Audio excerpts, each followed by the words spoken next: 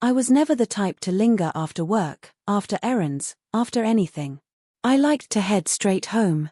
Routine had become my comfort, and I rarely strayed from it. That evening, the sky hung heavy with darkening shades of violet, the sun barely peeking through the dense clouds. I was halfway up my driveway when I heard a voice behind me. "Hey, Miss Carter, wait up." I turned to see Ryan, my neighbor's son, jogging toward me. He was just a boy when I moved in years ago, but he had grown broad shoulders, a strong jaw, and that youthful energy still lingering in his easy grin. 18 now, just stepping into adulthood. "Hi, Ryan," I said, adjusting the strap of my purse. "What's up? Are you busy?" he asked, slightly out of breath. "I was wondering if you'd want to come over for a bit, just to hang out." I blinked, surprised. "Hang out?" he chuckled, rubbing the back of his neck. "Yeah, my parents are out, and I just thought you might like some company." It was an odd request, unexpected at the very least, but there was something in his eyes, not just mischief, but something deeper, something uncertain, like he wasn't sure if I'd say yes but hoped I would. I hesitated.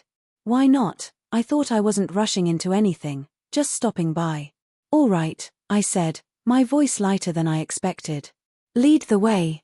Ryan's house was familiar yet different at night, quieter, more intimate.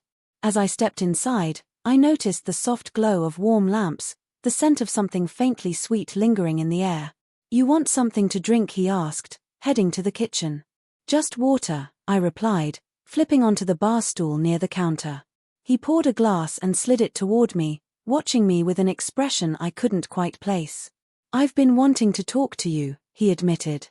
I took a sip, eyeing him curiously. "About what?" I asked. He leaned against the counter, his fingers tapping against the smooth surface.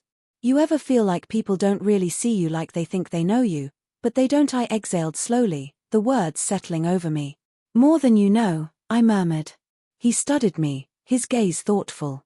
"I always saw you," he said softly. Something shifted in the air between us. I laughed, shaking my head. "Ryan, you were a kid when I moved in." "Maybe," he shrugged, "but that doesn't mean I didn't notice things." I arched a brow. "Like what?" He hesitated before answering, his fingers tracing the rim of his glass. "Like how you always seem lost in thought when you come home. How you smile at people, but your eyes don't always match, like you're carrying something no one else sees." His words caught me off guard. I had never really thought about how I appeared to others, especially someone like Ryan, young, free, untouched by the weight of years. But somehow, he had noticed. I swallowed, setting my glass down. "You're perceptive." "I just pay attention," he said, a small smile playing at his lips. A silence stretched between us, not awkward, but filled with something unspoken. His gaze didn't waver, and for the first time in a long time, I felt seen. Then he moved closer, just a little, not enough to invade my space but enough for me to feel the warmth of him, to notice the way his breath hitched as if he was debating something. "Ryan," I started, but he interrupted me gently. "I know," he said. "I know it's crazy. I know this probably makes no sense to you, but I meant what I said. I see you, and I want you to see me too."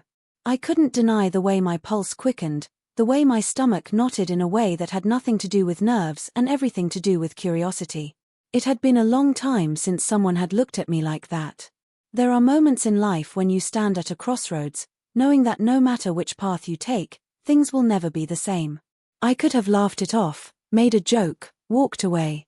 I could have dismissed him as a boy with a crush, a fleeting admiration that would fade with time. But the truth was, I didn't want to. Instead, I reached out, my fingers grazing his wrist. The touch was light, hesitant, but it sent a ripple through me. Ryan inhaled sharply, his eyes searching mine. "Are you sure?" I whispered. He nodded. "Are you?" I wasn't sure of much these days, but I was sure of one thing. At that moment, in that quiet house under the dim glow of kitchen lights, I didn't feel like a 43-year-old woman burdened by time. I felt alive. We didn't rush. Every movement was careful, measured, a test of boundaries, of understanding. And when he leaned in, there was no hesitation, no uncertainty, only a connection that had been waiting to be acknowledged. Afterward, as we sat side by side in the dim light, neither of us spoke for a long time. Finally, Ryan broke the silence. I don't expect anything from you, he said. I just wanted you to know you're not invisible. I turned to him, my heart aching in a way I hadn't expected. Neither are you. I left his house that night with a lot to think about. It wasn't about age, or rules, or what society might say. It was about two people finding solace in a moment, seeing each other in a way no one else had. Maybe it wouldn't last. Maybe it wasn't meant to. But it was real, and for now, that was enough.